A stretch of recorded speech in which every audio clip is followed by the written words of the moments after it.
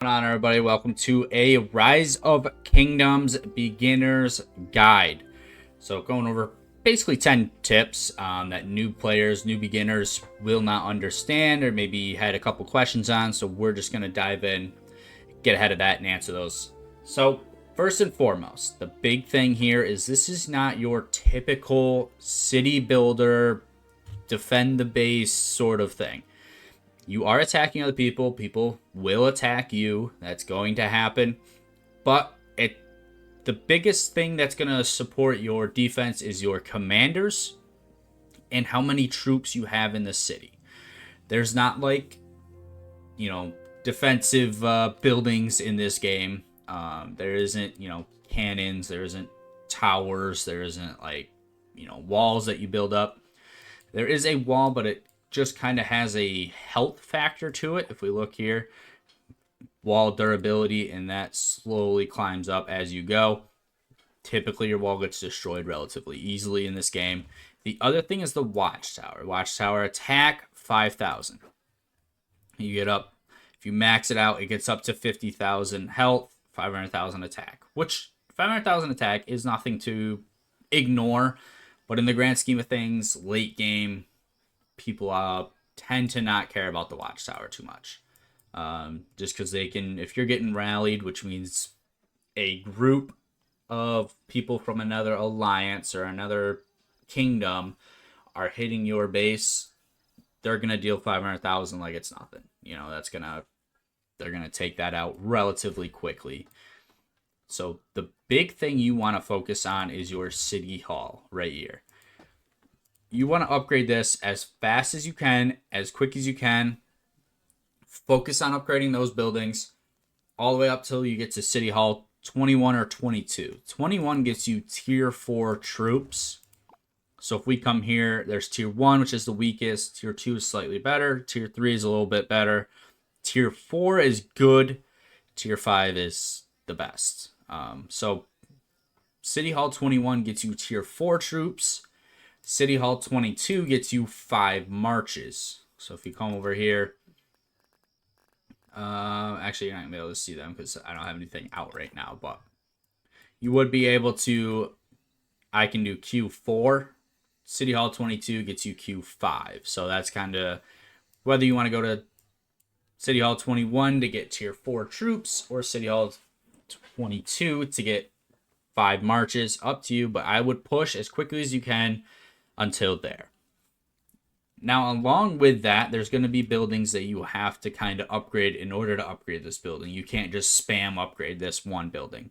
So you can see the wall has to be upgraded, and in this scenario, the Alliance Center has to be upgraded. So that is what I'm working on. You got the wall here. The Alliance Center is getting upgraded there. So the other good thing, 2 other buildings you may want to look at and focus on is the Alliance Center, because the Alliance Center gets you helps.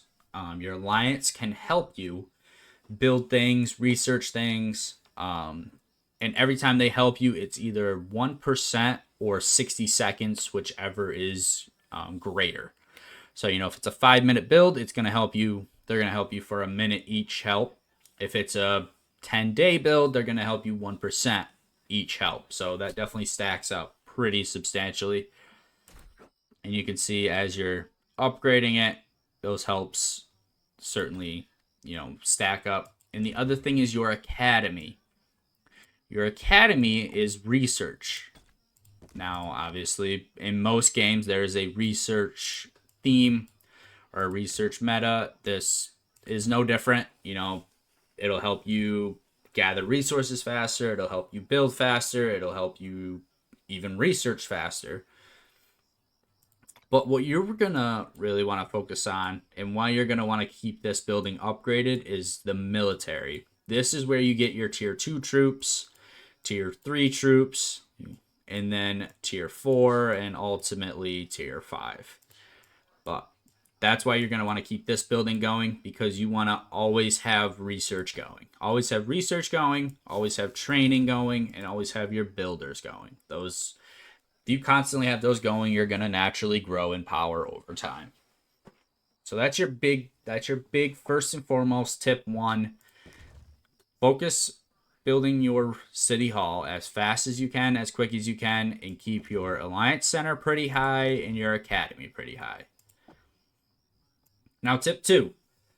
This right here is called action points. You'll commonly refer to as AP. You want to spend all your daily action points. So your daily action points, you always get up to 1,500. It slowly regenerates over time. But you're going to want to spend those attacking barbarians. You're going to want to spend all 1,500 every single day. And like I said, it slowly generates over time. So if you spend 1,500 and then you can probably get to another 1,000 that later on that day, spend those. Because this gives you gems. This gives you speed ups. This gives you experience, resources. It's just free, basically everything you need in the game.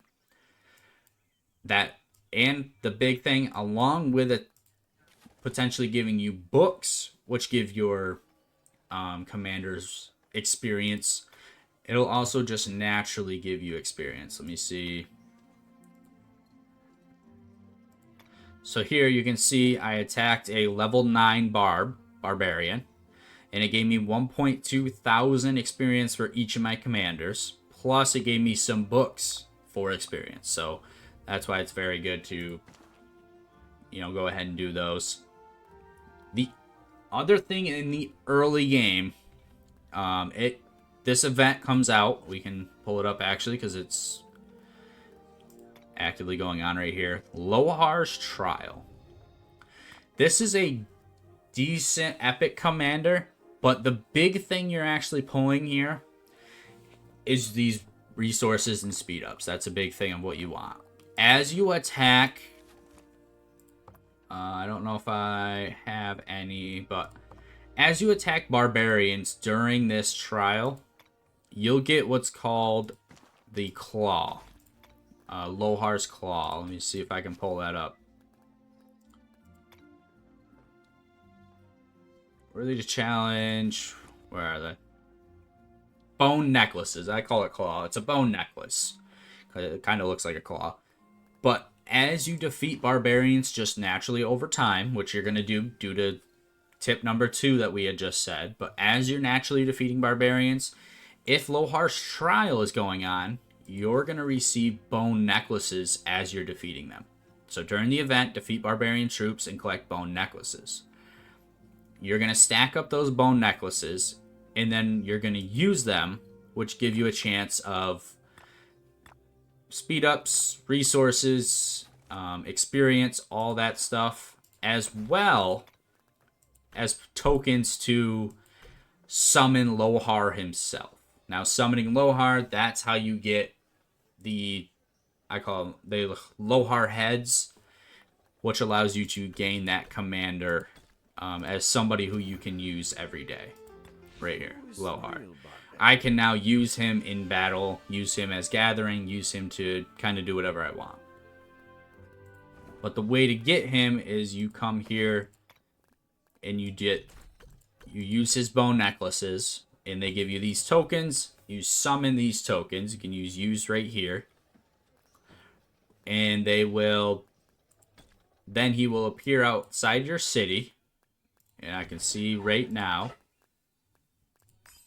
Doesn't look like I have any of the Alliance has any of them available, so. But you can see Lohar's Gift right here. Lohar's Gift, Lohar's Gift, Lohar's Gift. So my Alliance has attacked those Lohars.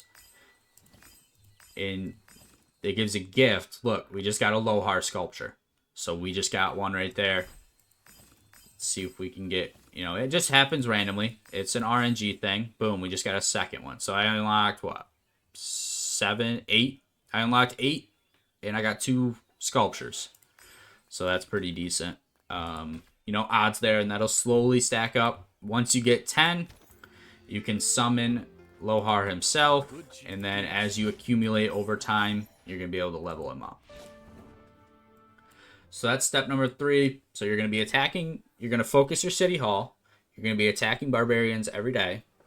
Once Lohar's Trials procs, you're going to get the bone necklaces, and you're going to save them. A big thing with Lohar's Trial. So to attack him, it costs AP or action points. Now remember, during this time period, you want to gather as much Lohar bone necklaces as you can. So you don't want to summon him until the event is over. That's why I'm stacking them right here. So in, what was it, 2 days and 2 hours, then I will start to summon my Lohars, my Lohar tokens. Because I don't want to waste my action points battling a Lohar that's, it's going to cost 150 action points to attack him.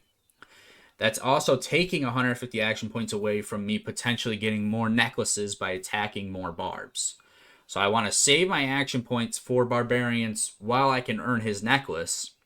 After the event's ended, I can't earn his necklace anymore, but the tokens stay. So I want to use the tokens afterwards. That way I'm not taking away from the chance of earning more tokens in necklaces.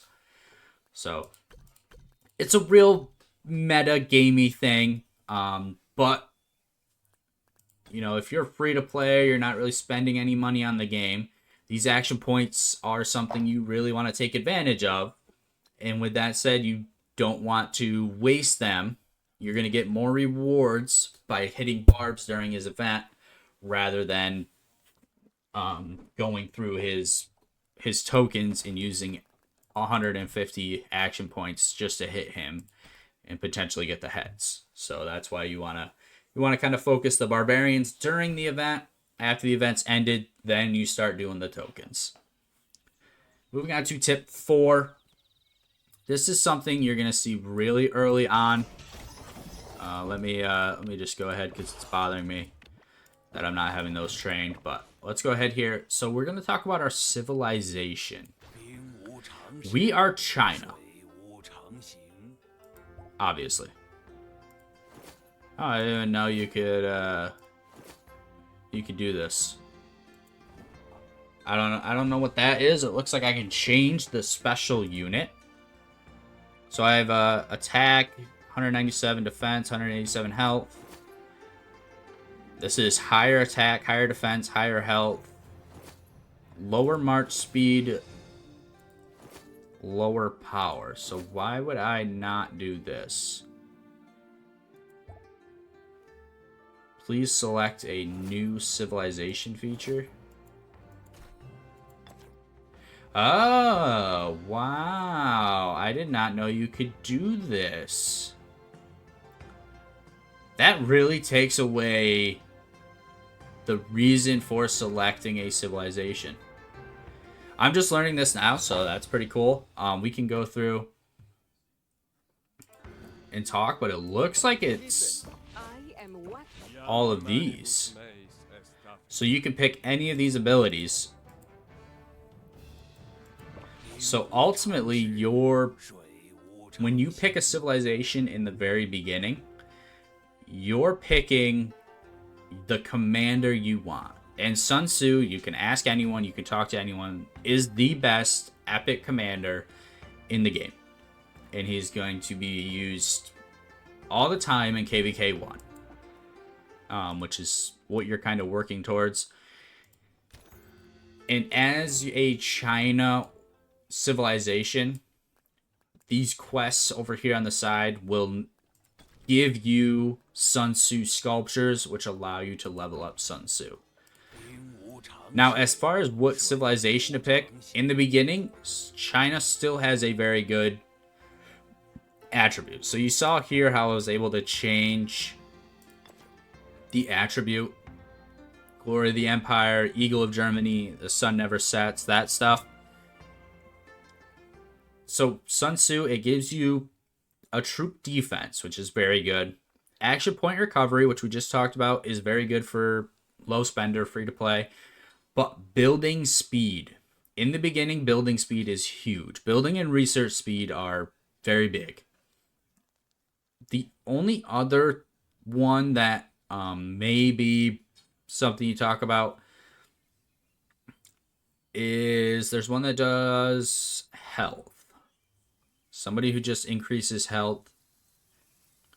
That's siege units.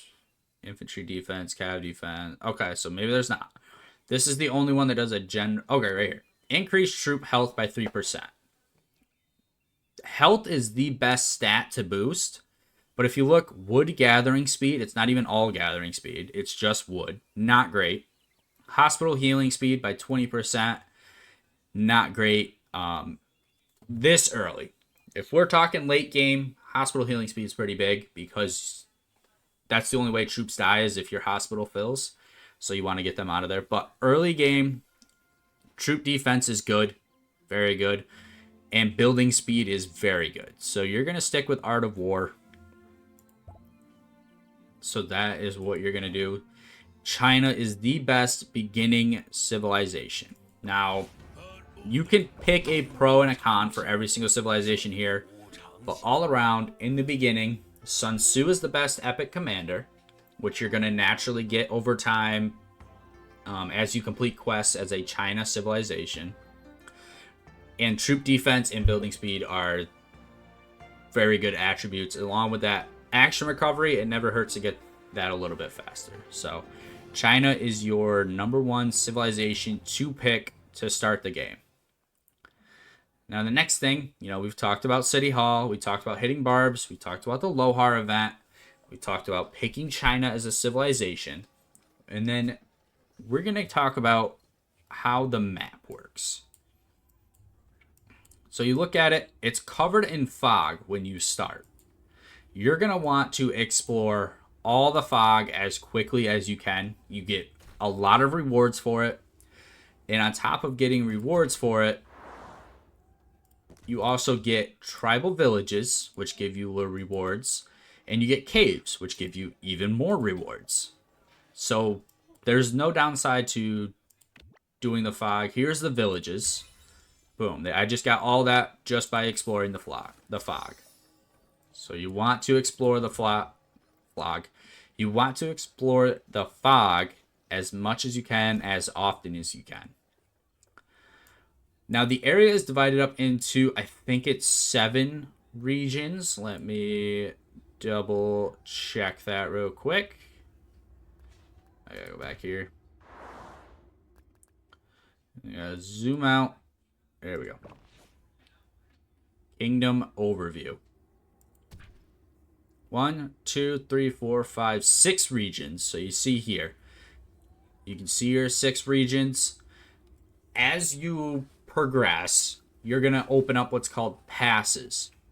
So each beginning region has some passes. There's passes that allow you to connect to other beginning regions. And then there's passes that get you into the middle regions. Or you'll hear a lot of people talk it pass 2 or, region 2 or, the second level, second region, second area, that next level. That's where you're going to start to see this people push into these outer rings. Then, as you progress, as you continue the game, you're going to go to this middle region. And that is the big, the big control of the kingdom. And that is what everything here is called, is a kingdom. You're going to control, you're going to want to control the middle area. And typically that goes to the best alliance that's in the kingdom. So if you look, we come up here, we go to rankings. Here's your alliance rankings and how they fare out to be. But commonly, you'll have a very strong alliance who's going to take control of this middle area. And you'll work out diplomacy, because at the end of the day, Rise of Kingdoms is not alliance versus alliance like a lot of games are. It's kingdom or server versus server or kingdom. And this game is called Kingdoms. A lot of other games are called servers. But it's kingdom versus kingdom. That is what you're working towards. So everybody here in this kingdom, all these alliances, all these people, we will work together to fight other kingdoms. We're not trying to fight each other. We're trying to limit the fighting in the beginning, in our beginning area. We're trying to limit that. You want to work together, become one unit, and battle other kingdoms, other areas. So that is how that works. That's why typically there's not, you try not to get a lot of fighting going on in your beginning kingdom. But you can see here, we're up here. So we're going to control these passes, get us into this zone 2. Then we're going to control one of these passes and get us into the final zone. And then hopefully we control the last area. I believe it's called the Great Ziggurat. That's either the KVK one or it's this one. I can't remember. Lost Temple. Lost Temple. Great Ziggurat is the kingdom, the KVK central area. But we're going to control the Lost Temple. And that's kind of the end goal of your beginning kingdom. Whoever controls the Lost Temple, typically it's your strongest alliance. But as time goes on, that kind of gets passed around. It's not really that big of a deal because it's a kingdom versus kingdom game. It's not alliance versus alliance.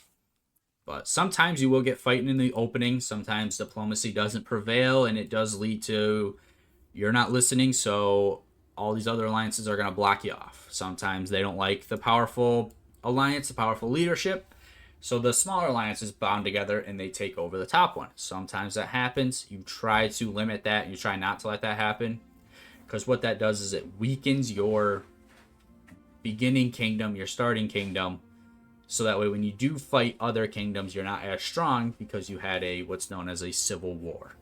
So you try to ignore that, but going off a little bit of a tangent, trying to give you an overview of the map, the purpose of the map. So you're going to start in these zones. You're going to expand your territory. You can see these are all known as flags, as well as central fortresses. So central fortresses is like your home base, and then you expand your territory. And you're going to try to expand all the way to the middle zone. That's kind of the goal there. Now, next, we'll work into the benefits of an alliance. So, the benefits of an alliance, as we mentioned before, you get the helps. You're going to want to help as often as you can. You're going to want to gather helps as often as you can. You can see right here, it reduced my wall time by 11 hours. That is huge. Let's go over, and I can just tell you.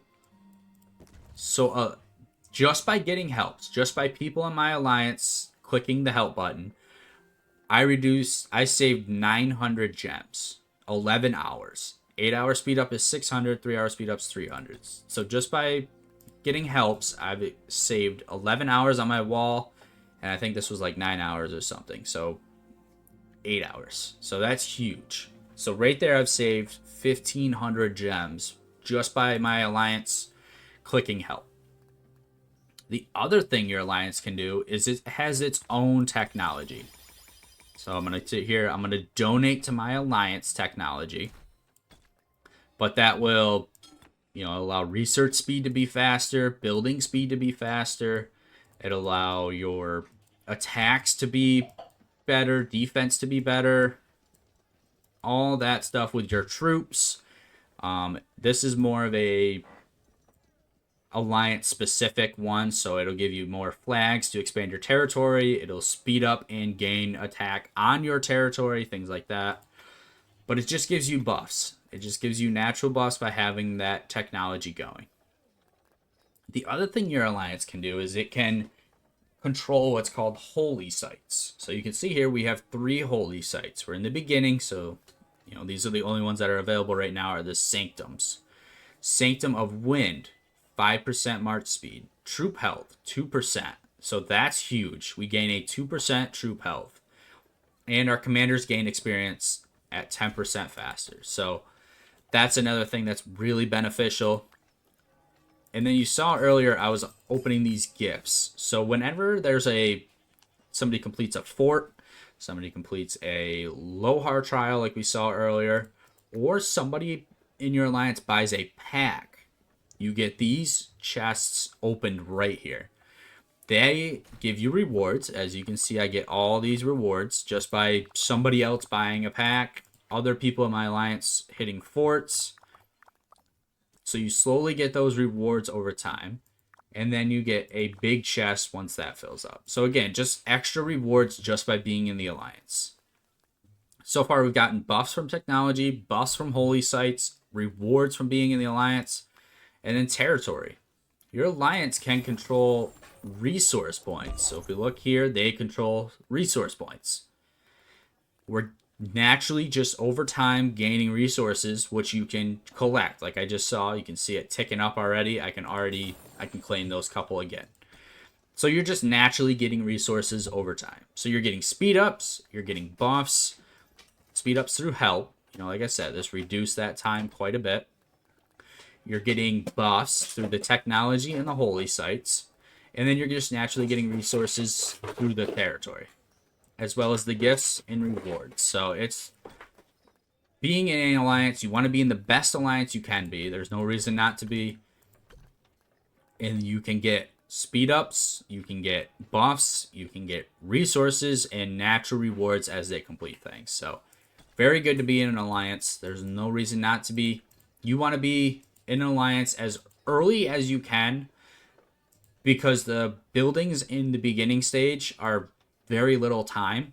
So it's so big to be in an alliance that gives you helps very early on, because upgrading to like City Hall 5 or 6, you can do just strictly off helps. You just hit helps, your alliance helps you, and like I said, it's a minute each time. It's like an hour up to the City Hall 5 or 6, so you can just rip right through them, get through them really quickly.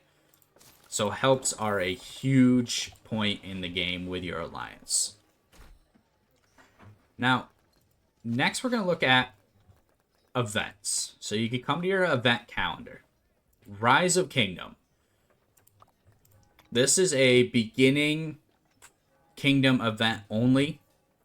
It gives you rewards for logging in, gives you rewards for upgrading, gives you rewards for exploring the fog, training troops, gathering commanders, upgrading businesses. Everything in the game, as you're naturally going to do, is just going to give you rewards. So there's a bonus to just kind of naturally coming through here and getting those. And then you can see here, these are your rewards for gathering the points. So you get rewards by completing the quests. So you can see here, donations. If I do that, it's going to give me those rewards. If I hit some more forts, it's going to give me those rewards. And then as I fill up the chest, as I do the tasks, it's going to give me the heads, which I've already maxed out. So that's a very good one. Glory of Battle. So for 7 days, you are going to push your power as quick as you can. Gives you gold keys, gives you a name plaque, gold keys.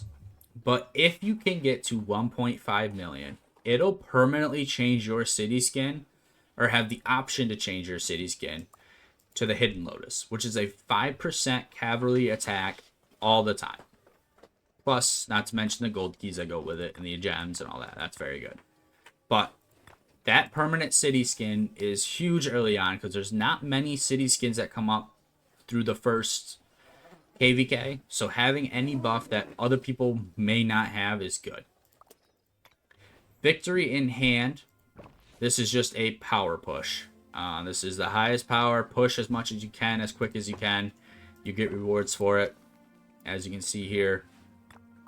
So that's just naturally a power push. We talked about Lohar's Trial.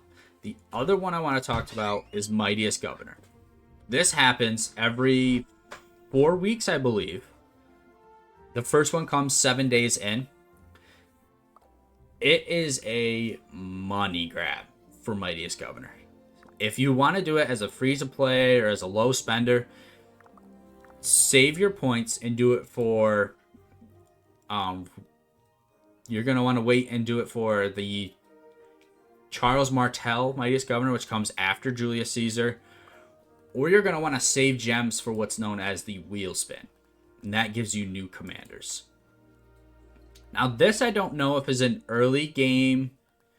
No, it doesn't look like it's a new kingdom, because you can see here, new kingdom events. It's all of these. It's the Rise of Kingdom, Glory of Battle, which is the Power Surge. This is an expedition chase, which is just this right here. It's sort of like the campaign. You slowly work your way through. You battle each stage. It goes all the way to 100. Oh, it used to go to 100. It goes to 80. But you just slowly work your way through and you battle the stages. That is what you're doing there. And then there's one more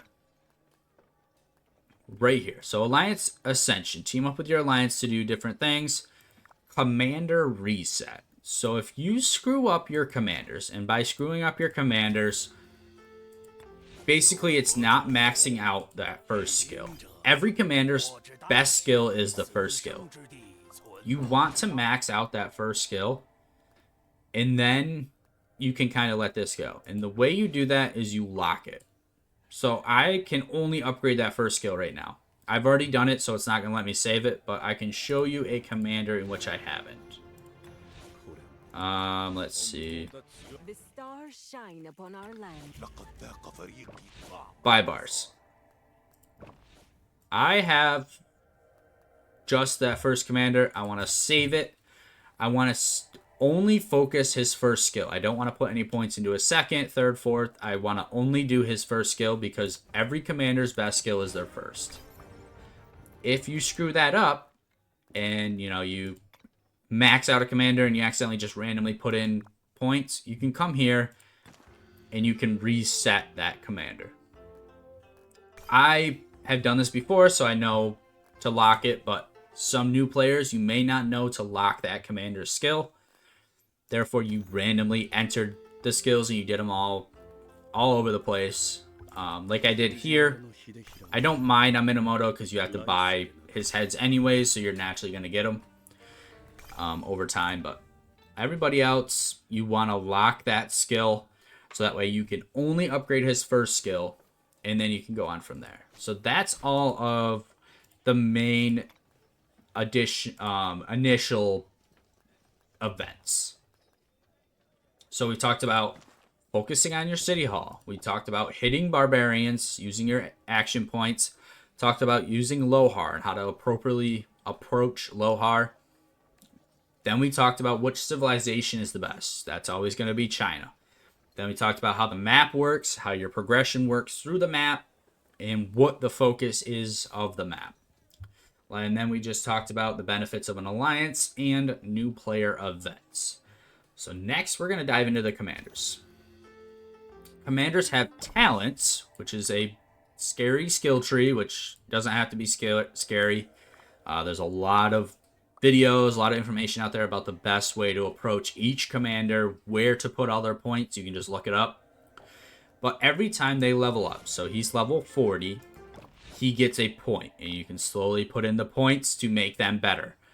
So you can see here, this one has a 10% chance to gain extra rage. This one when it uses a skill, it gains 60 rage. Rage is going to pump up a lot. Rage is how quick it can get to its next skill.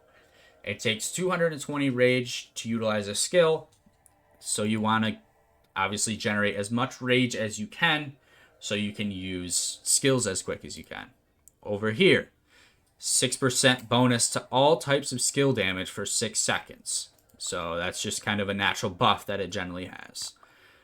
So these naturally buff your troops, buff your commanders, slowly over time. We mentioned skills a lot, so we come into skills. So it has talents, which is what we just looked at. That has to do with your level. Then you have skills. This has to do with your stars. You can see you start with the first skill. As you get to star 2, unlocks another skill. Star 3 unlocks another skill. Star 4 unlocks the last skill. Skills are your big, either damage, healing, your big monumental stuff in battle. Sun Tzu, he's an epic commander, so he's not legendary, but he's the best epic. He deals a fan, so the people in front of him in a fan, he hits them for 450 damage per troop in the fan. After 1 second, troops hit by this skill get an additional 150 hit to them, and after he triggers the skill, he gains 50 rage. So again, it just kind of increases the speed in which he's going to be able to use this skill again. Skills are what you're really going to focus on. That's kind of the big kind of synergy. That's the big focus of the commander, is what the best skills are. You know, we look at, you know, Minamoto. Deals direct damage, so only one person for 1,000. It can max out at the 1,400 you see here. And then he's a 50% chance to hit him again every second for 2 seconds. So basically he's going to do it once, guaranteed. Sometimes he does it twice, sometimes he doesn't do it at all. But basically, he's going to hit him for an extra 600. So think of it, he's hitting him for 2,000 damage of a damage factor on his skill. That's kind of his ability there. So that's kind of what your thing is. So commanders, as they level up, they get talents. As they star up, they get skills. If you max out, so max out his skills, 5, 5, 5, 5, you max him out, you get a mastery or expertise. So you see here, no expertise, he does what we just said. 450 damage to the 3 troops in front of him. Now, if we go down to his expertise, he deals 5 enemy troops for 800. That is a huge increase. We look, he was at 450 to 3 troops. He's at 5 troops for 800. So you can see how you obviously want to expertise a commander. You know, that's definitely a big focus.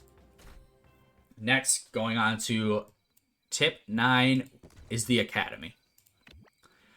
Now, the academy we talked about a little bit, but first and foremost, I want to say do not research this beginning stuff. You're like, well, then how do I have it? You will naturally find these researches right here, these beginning researches, all the way up to these 3, and then you have to manually research them. But you'll get them from these villagers. These villagers right here that you find by exploring the fog, you naturally find those researches. I don't know how it works. I don't understand how that kind of makes sense, but you naturally find these researches through those villages out there. Your focus is going to be the military side. You want to immediately get to tier 2. Immediately get to tier 2. Immediately push for tier 3. And then you want to try to get to tier 4 as quickly as you can. This will take a little bit longer. You'll play the game a little bit more to get there. But you can quickly approach tier 3, you know, within the first week of playing. You want to kind of push to tier 3. Next week or 2, you're going to try to get to tier 4 as quickly as you can. But you're going to focus until tier 4. Then you can kind of come back here and you can research, you know, stuff that makes it, you know, a little bit better. I'm trying to find where, like, metalworking increases gold production. Placer miner increases gathering speed. But, you know, naturally stuff that's just going to make you a little bit better. Increases food production. This increases research speed. Things that kind of naturally make you better. But I would say, honestly, focus tier 4. Get to tier 4. And then from there, you can kind of work your way through the economic side of the academy. So that's kind of what you're going to focus there. So we've talked about City Hall. Push that upgrade. Get there as fast as you can. Get that up to 21, preferably 22.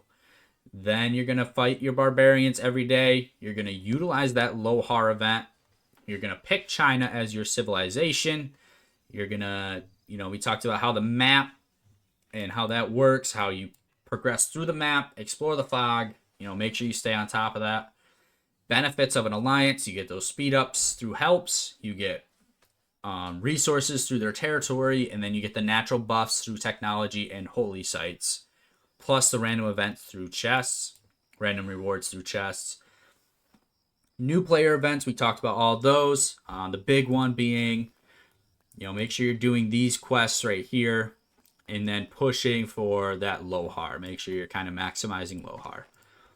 And then we talked about difference in commander talents and skills. Just kind of an overview of them. There's so many guides out there about which commander is the best. I actually have one. You can kind of see. I'll post a card at the top. You guys know how those work. We went through the academy priority. And then lastly, we're going to talk about if you are to spend in this game, if you were to, maybe you want to drop a couple dollars, and maybe you're a big spender and you're just trying to maybe have $100 in iTunes gift cards. You want to know where to put them. In the beginning, the King's Coronation is the best pack in the game. It's a $5 pack, $10 pack, $20 pack, $50 pack, $100 pack. You can buy all those as you wish. This is the best pack if you were to just get those. Now, the best value, we're going to come over to this right here, the trading post. And we're going to look at the Lucerne Scroll. Another chance for a permanent, what's this called? City skin. Another chance for a permanent city skin. But look at all these rewards. You can either buy the regular for $10 or the enhanced for $20. I would say you want the enhanced because it's not a long timeline, but you want to progress through these. You get gold heads, gold keys, a couple aesthetics, and then there's your permanent city skin. Permanent city skin, very good, but we keep going. That's not even the best thing here. Legendary equipment. It's going to seem far-fetched right now. You're not even going to know how to use it. You're not even going to be able to get to the point to do it. But it is so good later on. You want legendary equipment. But even if we back it up, you get gold heads through here. Gold sculptures, I call them heads, but you start with gold sculptures, gems, VIP points, resources. Everything here is very good. And the way to get those is through these challenges. So week 1, a couple of challenges. This one's gathering, training troops, helping alliances. You can see I've kind of claimed a couple. Week 2, it just started yesterday, so I haven't done as many. But training troops, opening chests, gathering, that kind of stuff. Week 3 is going to be more of the same. Week 5, more of the same. But as you complete them, you can see here, it gives you 30 points plus 15. So that's why I say you may want to get the additional, the $20 one, because it gives you a bonus 50%. But by far and away, this is your best value for the money you spend for it. Now, if you were looking for packs, then you're going to go King's Coronation, and then you're going to get your daily special. This gives you, right here, you'll see it gives you speed ups, keys. This gives you speed ups, keys, resources, speed ups, keys, resources. But it also gives you a treasure of the Warlord. Now, if we look into that treasure, it gives you a chance of a commander sculpture of Chow Chow. So that's going to be really huge for you. And the other big thing here is this right here. 30-day gem supply. Once you hit City Hall 7, that gives you a 50% off coupon. And you can see here, it gives you gems, which is good. Gives you auto peacekeeping, allows you to auto attack barbs without having to pay attention to them. Gives you auto help, so it'll automatically help your allies as they ask for it. You don't even have to pay attention to it. In auto translation, we're not based in just the US in Rise of Kingdoms. It's all over the world. You're going to experience foreign speakers, people who don't speak your native language. Having auto translation so you don't have to go through and manually translate every single one is definitely a benefit. But that is definitely your second best value is this pack right here after you get the Lucerne Scrolls. If you only have a $25 gift card, you're getting this. If you're getting this, if you like to spend, that's your first thing to get, is that Lucerne Scroll. Then you come over and you get the gem supplies. Then you get the daily pack. It's $2.99 to get all 3 of these chests every day if you want to get those. And then this pack. You're going to want to go through and get this pack. That is how you're going to want to stack those benefits up. But that is it. That is our ultimate beginner guide. Any other suggestions or anything else you want to talk about, definitely leave me some comments down below. Love to chat and see, how you guys are thinking or what you guys are thinking. But that is everything I have for you. 10 beginner tips for Rise of Kingdoms. And until next time.